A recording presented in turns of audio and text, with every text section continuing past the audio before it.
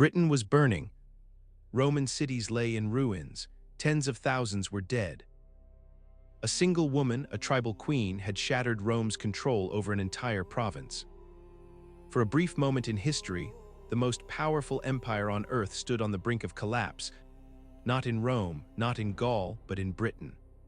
Her name was Boudica, and this is the story of how Rome nearly lost everything. By the middle of the 1st century AD, the island the Romans called Britannia, modern-day Great Britain, was no longer a distant edge of the known world.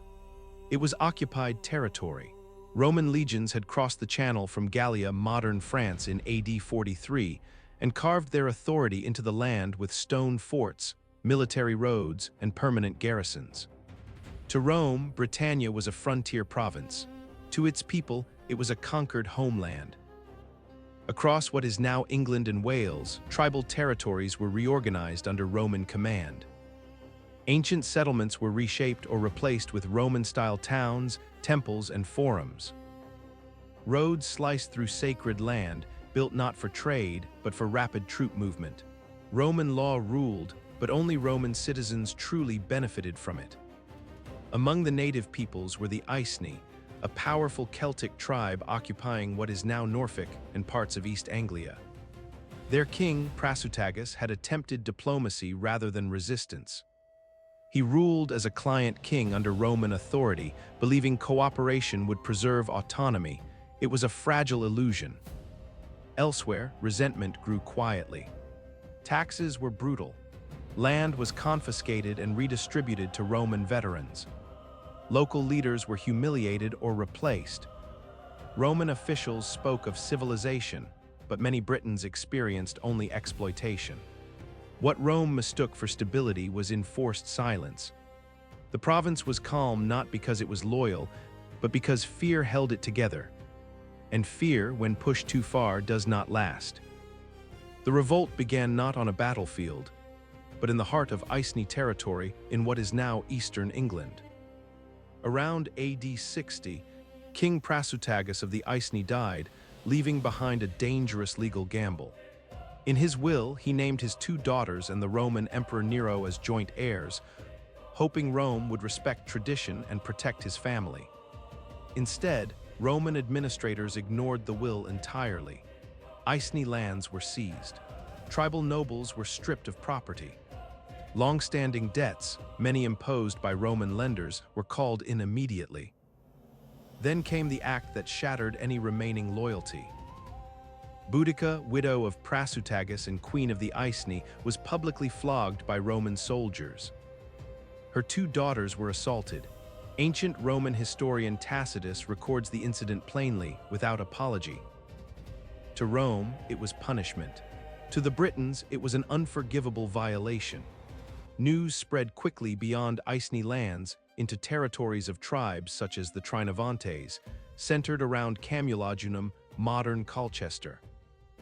What had happened to Boudica could happen to any ruler who trusted Rome.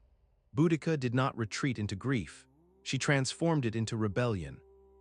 Described as tall, fierce, with long red hair and a commanding voice, she invoked the old gods and ancestral freedom. This was no longer a legal dispute. It was a war for dignity. Rome believed it had crushed resistance. Instead, it had created a queen. The first target was Camulodunum, the Roman colonia built on the ruins of a Celtic stronghold known today as Colchester in southeastern England. To the Romans, Camulodunum was a symbol of victory. To the Britons, it was a monument to humiliation. The city had been settled by retired Roman soldiers who treated the local Trinovantes tribe with open contempt. Their lands had been seized, their homes destroyed. At the heart of the city stood a massive temple dedicated to the deified Emperor Claudius, a constant reminder that Rome expected worship as well as obedience. When Boudica's army approached, Camulodunum was defenseless. There were no walls. The local Roman officials dismissed warnings as superstition. They believed the province was pacified. They were wrong. Boudica's coalition, Iceni, Trinovantes, and allied tribes, descended on the city like a storm. Homes were burned. The temple became a death trap, where Roman civilians barricaded themselves inside for 2 days before it was overrun. Ancient sources describe streets filled with fire, smoke, and screams. A small Roman relief force from Legio IX Hispana, marching from Lindum Colonia, modern Lincoln, attempted to intervene. They were ambushed and annihilated, infantry slaughtered, cavalry barely escaped, Camulodunum was erased. Its destruction sent shockwaves through Roman Britain. For the first time since the invasion of AD 43, a Roman city had been completely destroyed by native forces. The myth of Roman invincibility cracked, and through that crack, rebellion poured. The revolt was no longer symbolic, it was total war. As the rebellion spread south, Roman authority collapsed with terrifying speed. The governor of Britannia, Gaius Suetonius Paulinus, was campaigning far to the west in Mona, modern Anglesey, Wales, crushing Druid strongholds, when news reached him of Camulodunum's destruction. He marched east, racing toward Londinium, a young but vital Roman trading center now known as London. But when Suetonius arrived, he made a brutal calculation. He could not defend it. Londinium had no walls. The rebel army was massive. Ancient sources estimate tens of thousands. Suetonius ordered an evacuation. Those who could leave did. Those who could not were abandoned. Boudica's forces arrived shortly after. What followed was systematic destruction. Londinium was burned to the ground. Archaeological evidence still shows a thick red ash layer, the physical scar of that fire. Roman citizens, merchants, and collaborators were killed without mercy. No prisoners were taken. The rebellion continued north to Verulamium, modern St. Albans, which met the same fate. 3 major Roman settlements destroyed in succession. Ancient historian Tacitus claims over 70,000 people were killed, though the true number may never be known. Rome had lost control.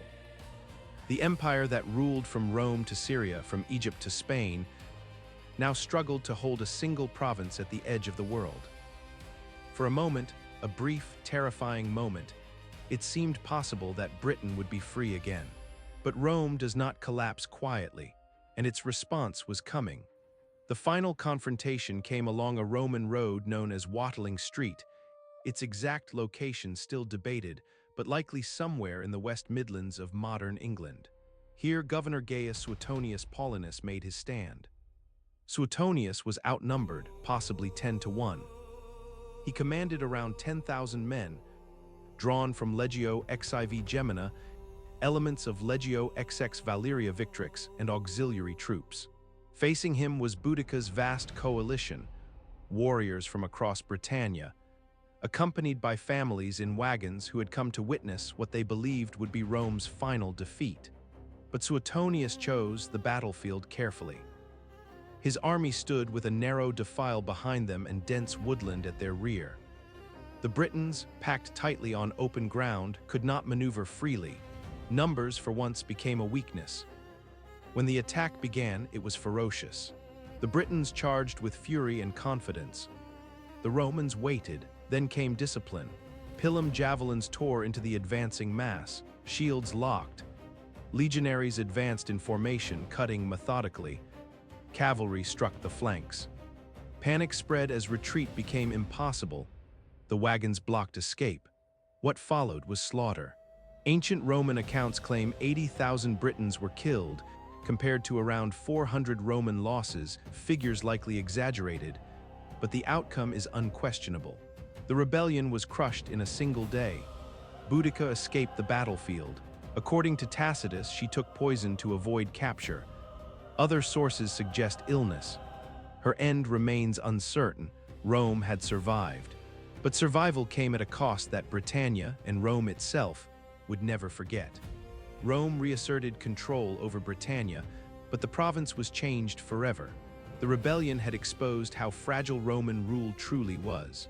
In response, the empire shifted strategy, governing with greater caution, reducing abuses, and replacing harsh administrators. Fear alone, Rome learned, was not enough. Governor Suetonius was eventually recalled to Rome, criticized for excessive brutality in the aftermath. The empire wanted stability, not endless rebellion. Forts were reinforced, policies softened, but trust was gone. Boudica's revolt failed militarily, yet its legacy endured. For the Britons, she became more than a defeated leader. She became a symbol of resistance. Her name survived centuries of silence, passed down through fragments of Roman records and later rediscovered by historians. In time, Boudica transformed into legend, a warrior queen who nearly broke the world's greatest empire. In modern Britain, her image still stands. A bronze statue of Boudica and her daughters rises near Westminster Bridge in London, facing the former heart of imperial power. Once condemned as a rebel, she is now remembered as a defender of freedom. Rome remained in Britain for nearly 4 more centuries, but it never again underestimated the people it ruled. Empires are built on conquest, but history remembers those who dared to resist, and long after the legions marched away, the name Boudica still echoes. Thanks for watching, and don't forget to like and subscribe for more stories from the past.